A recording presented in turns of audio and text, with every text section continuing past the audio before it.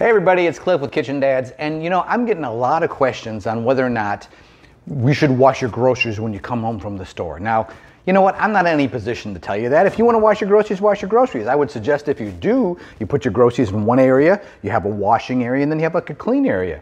That's all you got to do.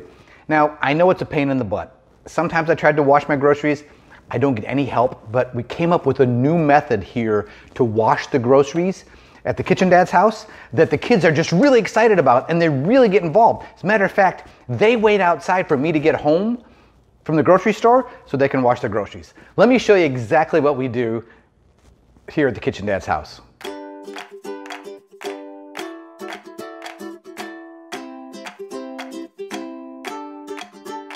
Now, I can't come in the house like that, all wet, drip, drip, drip. Mrs. Kitchen Dad would kick my butt. So we have a phase 2 of the grocery washing. Well, let me just show you what it is.